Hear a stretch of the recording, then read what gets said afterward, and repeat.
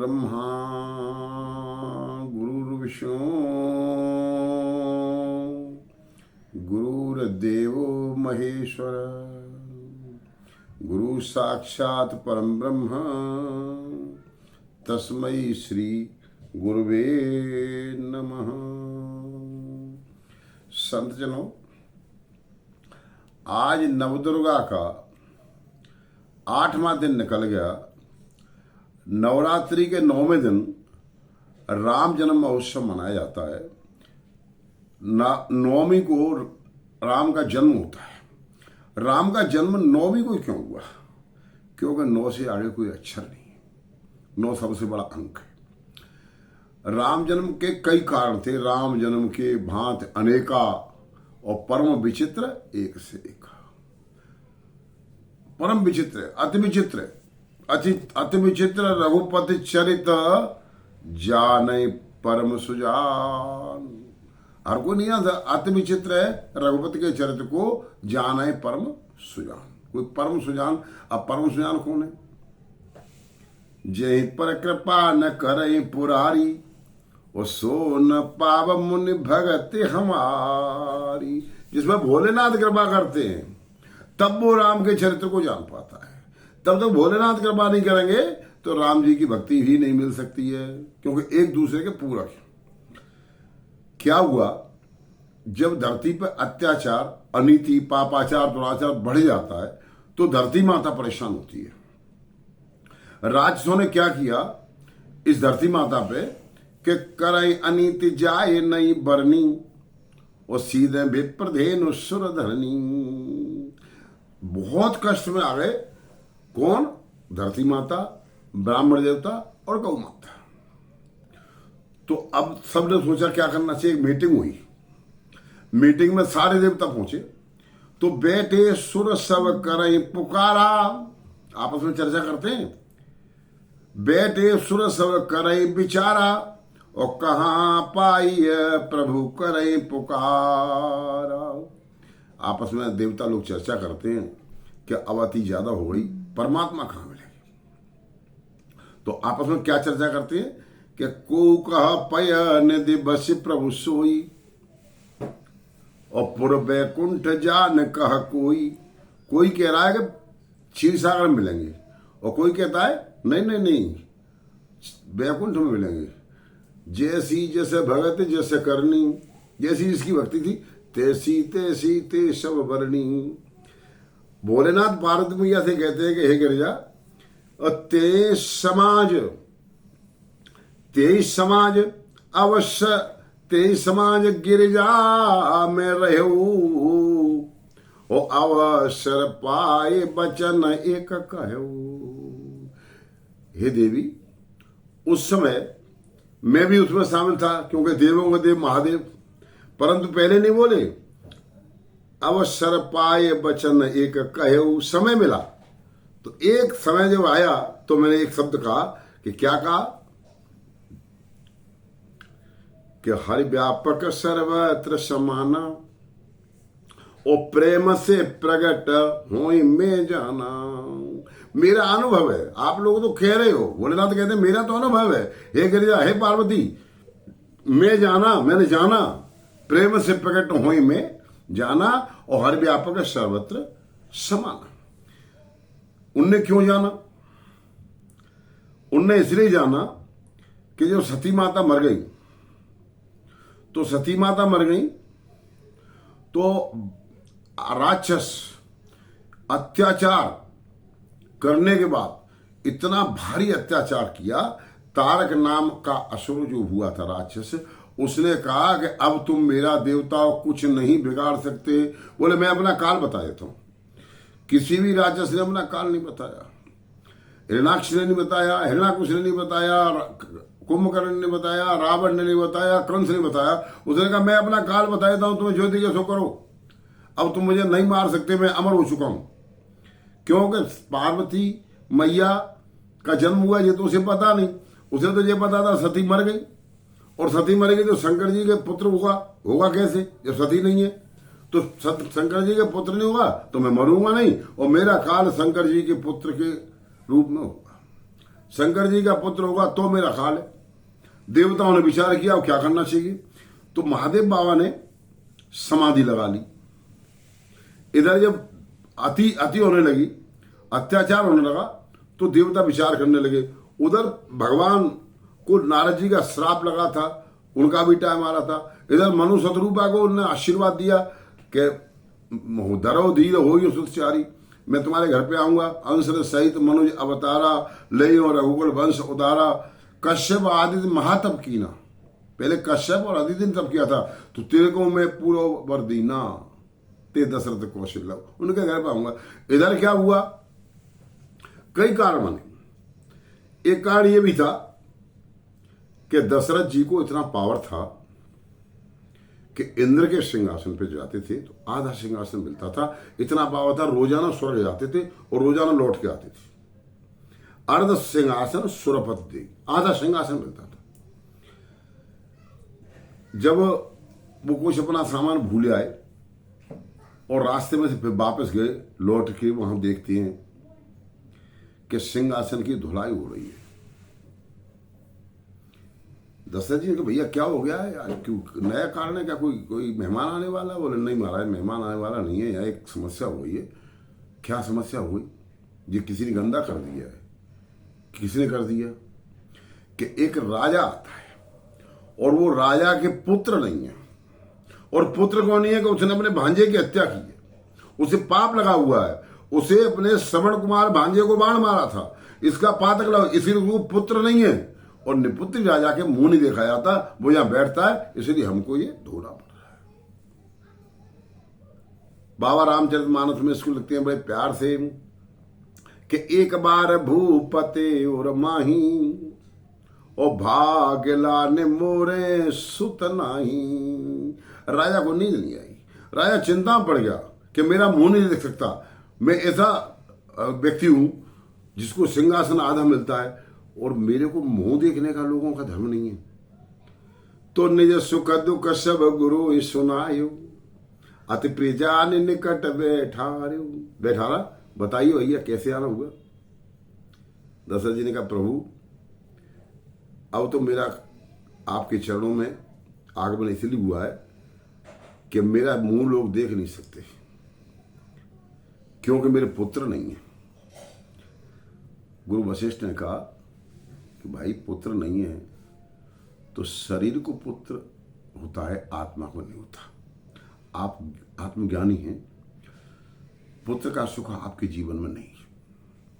बोले सुख हो या दुख हो, लेकिन पुत्र होना तो आवश्यक है, क्योंकि जब तक पुत्र नहीं होगा तो पिता का ऋण नहीं पटा सकते, जब तक पुत्री नहीं होगी तो माता का ऋण नहीं पटा सकते, और जब तक गुरु के ज्ञान को नहीं बांटेंगे तो गुरु का ऋण नहीं पटा सकते, और जब तक धरती माता वृक्ष न आए तो धरती का ऋण नहीं पटा सकते, और जब तक हम यज्ञ नहीं करेंगे, नित्य प्रति किसी को भोजन नहीं कराएंगे तो हम देवताओं को ऋण नहीं पटा सकते। 5 ऋण पटाना आवश्यक है, तब मुक्ति होगी। तो ठीक है, बोले आ जाना। दशरथ जी चाहते तो गुरुदेव को घर ले आते, लेकिन गुरुदेव के पास क्या जाना चाहिए, दशरथ जी से सीखे। गुरुदेव घर से नंगे पैर गुरुदेव के पास जाते हैं दशरथ जी, रानियों को नंगे पैर लेके जाते हैं और पहुंचते हैं, कहते हैं प्रभु हम लोग आए हैं, हमारी याचना स्वीकार करें। राम जी की एक बड़ी बहन है शांता, राम जी 4 भाई, एक बड़ी बहन है जिसका नाम है शांता। अकाल पड़ा था, वर्षा नहीं हो रही थी, तो ब्राह्मण लोग पहुंचे कि प्रभु अकाल पड़ गया, वर्षा नहीं हो रही है, क्या करें?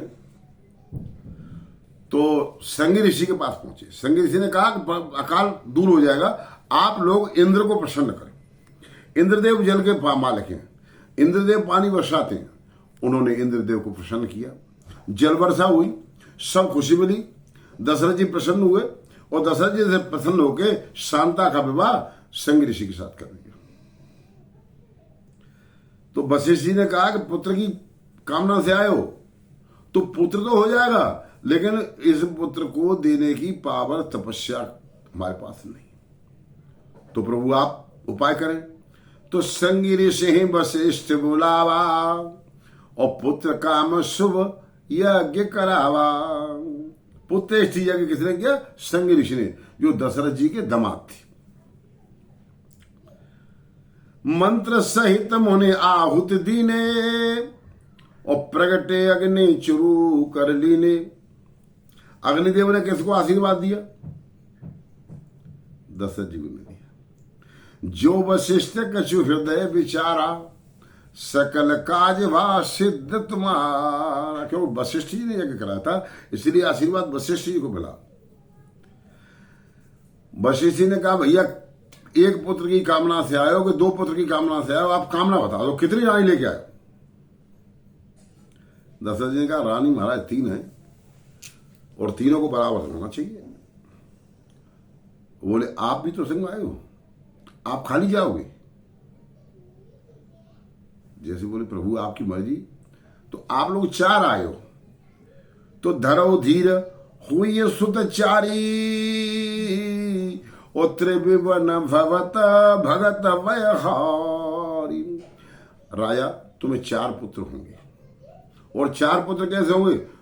विश्व विजेता, धरती का भार उतारने वाले, इस संसार के मालिक तुम्हारे घर पे पैदा होंगे, और 4 होंगे, क्योंकि आप 3 रानी है, आप 4 याचना करने आए हो, 4 लोग आए हो, तो सभी को बराबर फल मिलेगा, इसलिए 4 पुत्र प्राप्त हो। भगवान की कृपा से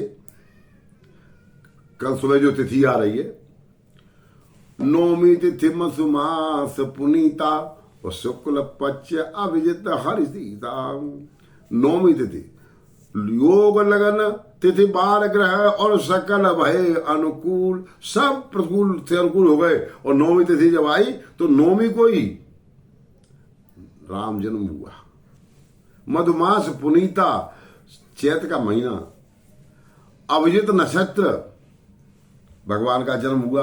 भगवान का जन्म हुआ तो उधर देवताओं ने देखा कि बहुत कृपा हो गई, अब हमारा भारत जरूर हमारी जो है संकट कट जाएगा।